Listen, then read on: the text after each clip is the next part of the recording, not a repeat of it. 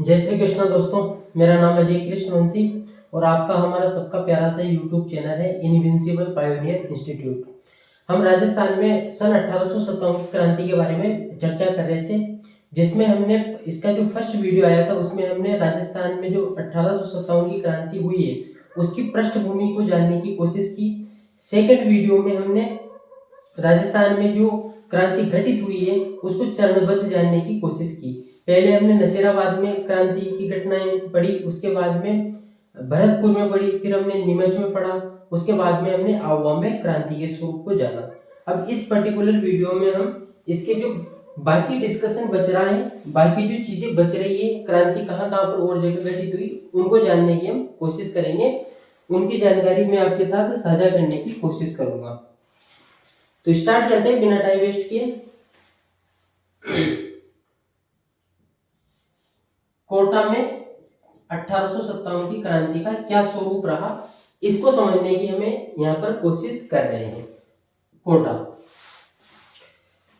कोटा रियासत दोस्तों हाड़ौती में पड़ती है और यहाँ पर जो क्रांति का स्वरूप देखने को मिला इस संपूर्ण भारत में सबसे निराला क्रांति का स्वरूप था, क्योंकि इस जगह पर जो क्रांति की घटना घटित हुई थी वो ऐसा कहा जाता है कि वो व्यापक जन विद्रोह था, यानी कि इसे व्यापक और खुले आम तौर पर जन विद्रोह की संज्ञा भी दी जाती है।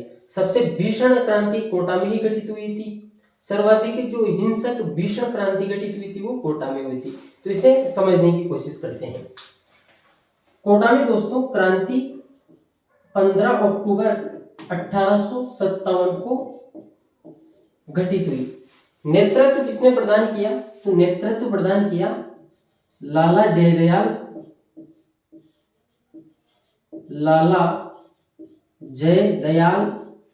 और मेहराब खां। लाला जयदयाल और मेहराब खां ने कोटा में सन 1857 की क्रांति को नेतृत्व प्रदान किया। इनके साथ में दोस्तों कोटा रियासत की सेना भी इनके साथ थी। कोटा रियासत की जो सेना थी उसकी दो टुकड़ियां, भवानी सेना और नारायणी सेना भी लाला जयदयाल और मेहराब खां के नेतृत्व में क्रांति का प्रतिनिधित्व कर रही थी कोटा में। उस समय दोस्तों कोटा का जो शासक था वो था राम सिंह द्वितीय। सन 1857 की क्रांति के समय कोटा का शासक राम सिंह द्वितीय था और यहाँ का जो पॉलिटिकल एजेंट था दोस्तों वो था मेजर बर्टन।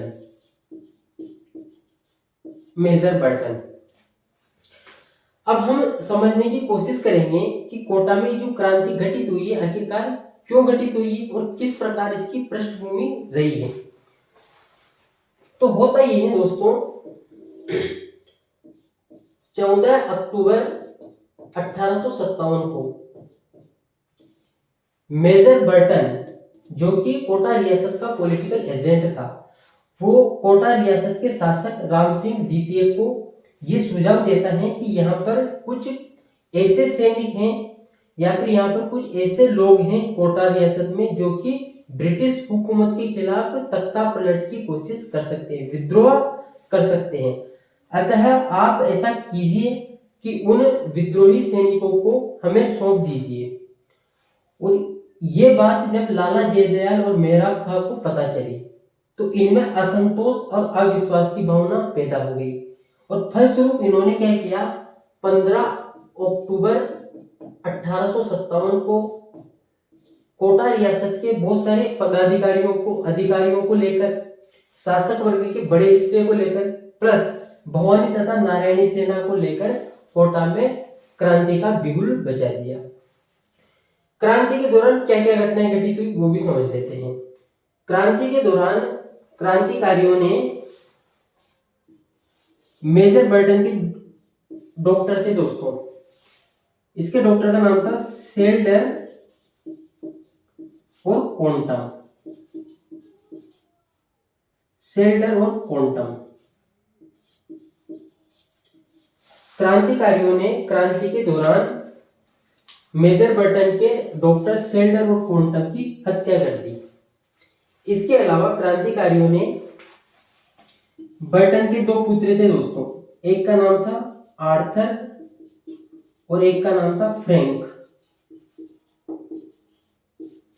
क्रांति के दौरान क्रांतिकारियों ने आर्थर और फ्रैंक की भी हत्या कर दी। इसके बाद में क्रांतिकारियों ने क्या किया, मेजर बर्टन की भी हत्या कर दी। मेजर बर्टन की भी दोस्तों हत्या कर दी, और हत्या ही नहीं की, उसके अलावा भी बहुत सारी घटनाएं घटित हुई। इन्होंने मेजर बर्टन की हत्या करके उसका सर धड़ से अलग कर दिया और उसके सर को पूरी कोटा शहर में घुमाया गया, और उसके बाद में पूरे कोटा शहर में घुमाने के बाद में इसके सर को लाया गया कोतवाली। कोतवाली एक जगह है कोटा शहर में, और कोतवाली में लाकर मेजर बर्टन के सर को तोप से उड़ा दिया गया। तो इस प्रकार की भयंकर हिंसक क्रांति की घटनाएं कोटा रियासत में सन 1857 की क्रांति के दौरान देखने को मिलती हैं। इसके बाद में क्या होता है, लाला जयदयाल जो पेशे से एक वकील भी थे, और मेहराब खान जो कि रिशालदार थे, यानी कि सेना में थे, ये सैनिक थे ये। तो इन दोनों के नेतृत्व में कोटा के जो बड़े-बड़े कोटा रियासत के जो बड़े-बड़े अधिकारी होते हैं, जो बड़े-बड़े पदों पर होते हैं, उनको ये अपनी तरफ कर लेते हैं। कोटा शहर में भी इस प्रकार की सूचनाएं भिजवाई जाती हैं कि चर्बी वाले कारतूस प्रयोग में किए जा रहे हैं, जो आटा है उसमें हड्डियों का चूरा मिक्स किया जा रहा है, जिससे हमारा धर्म भ्रष्ट हो रहा है। तो इस वजह से पूरी कोटा रियासत में भी अंग्रेजों तथा शासक के विरुद्ध नाराजगी का माहौल पनप जाता है। हालांकि कोटा में जो क्रांति घटित हुई थी वो ब्रिटिश सत्ता के विरुद्ध ज्यादा थी बनिस्पत शासक के। बहरहाल क्रांति की घटनाएं घटित होती हैं, क्रांतिकारियों द्वारा पूरे शहर कोटा पर कब्जा कर लिया जाता है, और राम सिंह जो शासक था कोटा रियासत का, उसको अपने ही किले में कैद कर दिया जाता है। राम सिंह करौली के शासक से बार बार अपेक्षा करता है कि वो उसकी मदद के लिए आए, इसके लिए वो उसको खत लिखने की कोशिश भी करता है, लेकिन इसके प्रयासों को विफल कर दिया जाता है। बहरहाल किसी तरह ये करौली के शासक मदन पाल को खत लिखने में कामयाब होता है, और इसकी सहायता के लिए जनवरी 1858 को करौली का शासक मदन पाल कोटा आता है। ऐसा कहा जाता है कि करौली के शासक मदन पाल के कोटा आने के बाद इसके एक्शन से, इसकी कार्यवाही से कोटा का जो गढ़ है उसको तो क्रांतिकारियों से मुक्त करा दिया गया, लेकिन कोटा शहर अभी भी क्रांतिकारियों के कब्जे में था। तो उसके बाद में क्या होता है दोस्तों, कुछ जगह 29 मार्च भी लिखा हुआ है, कुछ जगह 25 मार्च भी लिखा हुआ है, लेकिन अभी की जो नई एनसीईआरटी है उसमें 22 मार्च लिखा हुआ है। तो वही डेट में बता रहा हूँ ऑथेंटिक किताब की। 22 मार्च 1858 को H.G. रॉबर्ट्स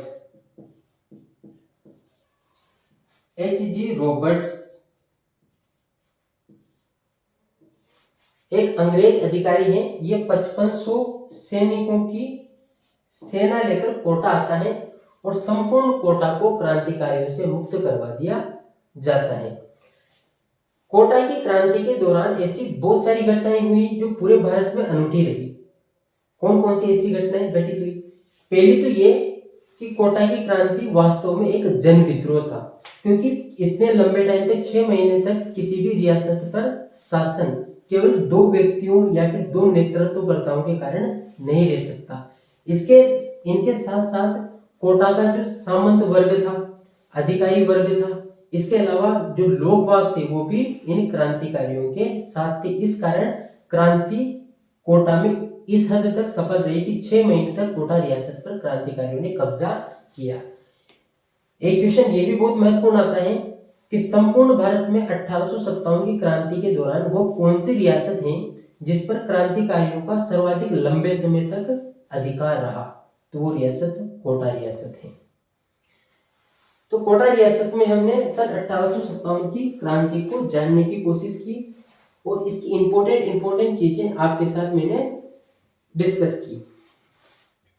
इसमें एक और पॉइंट हम डिस्कस कर सकते हैं, जब क्रांतिकारियों ने कोटा पर अधिकार कर लिया था तब कोटा की शासक राम सिंह की हालत अपने किले में कैदी की तरह हो गई थी। तो उस समय राम सिंह द्वितीय ने मथुराधीश पीठ के घुसाई। मथुराधीश कोटा में एक पीठ है दोस्तों, कोटा में एक पीठ है मथुराधीश, और मथुराधीश पीठ के गोसाई थे, गोसाई या फिर गोसाई कन्हैयालाल। मथुराधीश पीठ के गोसाई कन्हैयालाल जी से जो राम सिंह थे उन्होंने आह्वान किया कि आप किसी तरीके से क्रांतिकारियों से एक समझौता करवा दीजिए।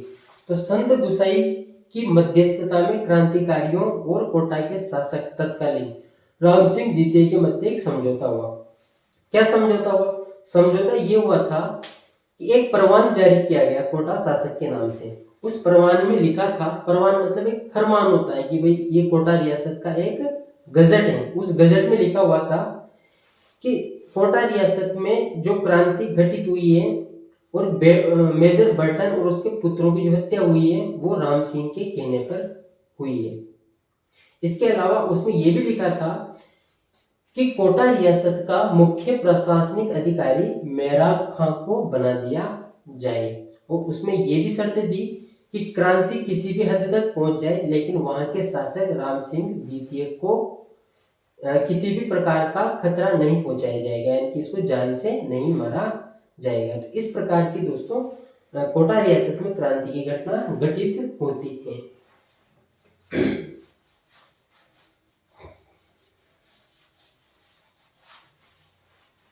अब ये तो स्वाभाविक ही है, जब एच.जी. रॉबर्ट्स सेना लेकर आ गया तो उसके बाद में कोटा पर अधिकार हो गया वापस अंग्रेजों का।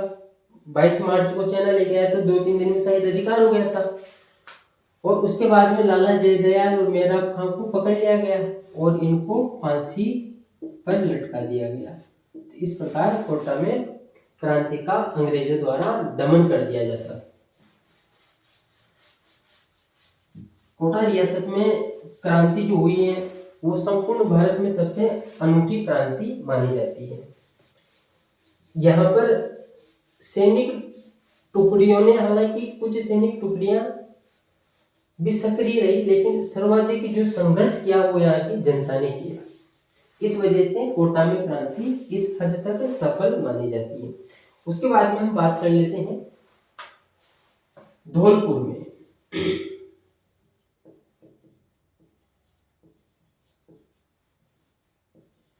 धौलपुर में क्रांति नेतृत्व किसने प्रदान किया, पहली बात ये कर लेते हैं। घटित कब हुई पहले डिस्कस कर लेते हैं। अक्टूबर 1857 में ही ये गठित हुई थी। नेतृत्व किसने प्रदान किया? तो नेतृत्व प्रदान किया था रामचंद्र और हीरालाल। एक हीरा वहां पर भी आया था दोस्तों नीमच की क्रांति में, वो हीरा सिंह था जिसने मोहम्मद अली बेग के साथ नीमच में क्रांति का प्रतिनिधित्व किया था या फिर नेतृत्व किया था। यहाँ पर हीरालाल है, तो रामचंद्र और हीरालाल ने इस क्रांति का धौलपुर में नेतृत्व किया था। कैसे क्रांति घटित हुई? ग्वालियर और इंदौर की सेनाएं, ग्वालियर और इंदौर की सेनाएं पहुंच जाती हैं दोस्तों धौलपुर, और ग्वालियर और इंदौर की सेनाएं इनके नेतृत्व में धौलपुर में 1857 की क्रांति का बिगुल बजा देती है। ऐसा कहा जाता है कि लगभग 2 महीने तक क्रांतिकारियों का धौलपुर पर कब्जा रहा। इस दौरान धौलपुर के जो शासक थे भगवंत सिंह,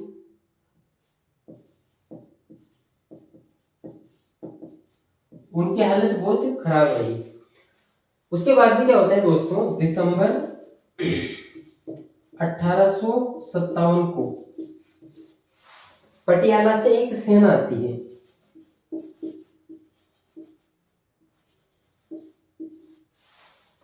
पटियाला से एक सेना आती है और धौलपुर को क्रांतिकारियों से मुक्त करा देती है। तो इस प्रकार धौलपुर में क्रांति का दमन हो जाता है। यह हमने धौलपुर रियासत में क्रांति के स्वरूप को जानने की कोशिश की है। इसके बाद में हम डिस्कस करेंगे टोंक में। इस वीडियो को देखने से पहले आप पहले और दूसरे वीडियो जो इसके आ चुके हैं, पृष्ठभूमि और राजस्थान में उस समय जो स्थिति रही है राजस्थान की 1857 क्रांति के दौरान, और इससे पहले जो नसीराबाद, नीमच और जो अवामी क्रांति हुई है, वो वीडियो आप जरूर देखें, क्योंकि उससे ही आपको एक नींव आपकी मजबूत होगी और उससे आप इस वीडियो को अच्छी तरीके से, इस क्लास को अच्छी तरीके से समझ पाएंगे। उसके बाद में हम बात कर लेते हैं टोंक में।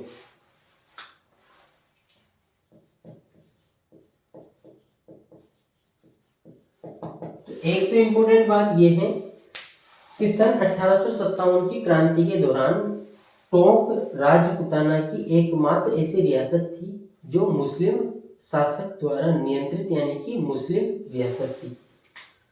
एकमात्र मुस्लिम रियासत थी यह सन 1857 की क्रांति के दौरान। यहाँ का शासक था दोस्तों नवाब वजीरुद्दौला। नवाब वजीरुद्दौला यहाँ का शासक था। किसके नेतृत्व में क्रांति हुई है? तो मीर आलम खां के नेतृत्व में क्रांति हुई है। नेतृत्व किसने प्रदान किया? मीर आलम खां के नेतृत्व में।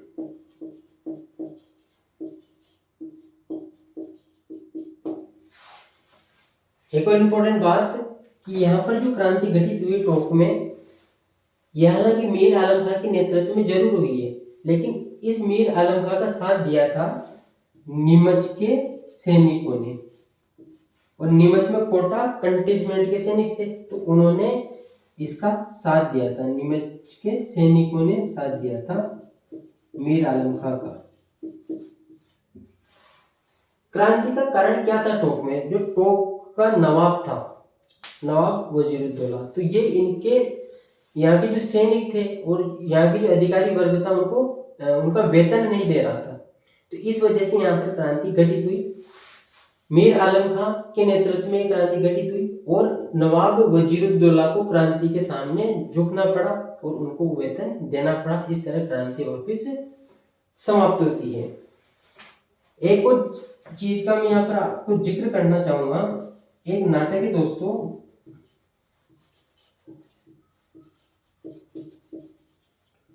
मोहम्मद मुजीब का एक नाटक है और उस नाटक का नाम है दोस्तों आजमाइश। मोहम्मद मुजीब का एक नाटक है आजमाइश। मोहम्मद मुजीब के नाटक आजमाइश में इस बात का जिक्र मिलता है कि संपूर्ण राजपुताने में टोंक ही केवल एकमात्र ऐसी रियासत थी जिसने क्रांति के दौरान महिलाओं ने भी भाग लिया। यानी कि टोंक केवल एकमात्र ऐसी रियासत थी जिसमें महिलाओं ने भी भाग लिया। किसमें भाग लिया? क्रांति में भाग लिया। ये चीज में अपने को ध्यान में रखनी है। तो ये इसका तीसरा वीडियो राजस्थान में सन 1857 की क्रांति का। उम्मीद करता हूँ वीडियो आपको पसंद आएगा। इसके बाद में जो हम नेक्स्ट वीडियो लेकर आ रहे हैं वो राजस्थान में सन 1857 की क्रांति के कुछ महत्वपूर्ण तथ्य, साथ ही कुछ तात्या टोपे की स्थिति जानने की भी कोशिश करेंगे। और सबसे अंत में जो वीडियो आएगा वो कुछ क्वेश्चन, सेलेक्टेड क्वेश्चन रहेंगे उसमें, जो राजस्थान की कॉम्पिटिटिव एग्जाम के लिहाज से बहुत ही महत्वपूर्ण क्वेश्चन रहेंगे। तो वीडियो को देखने के लिए थैंक यू वेरी मच, धन्यवाद।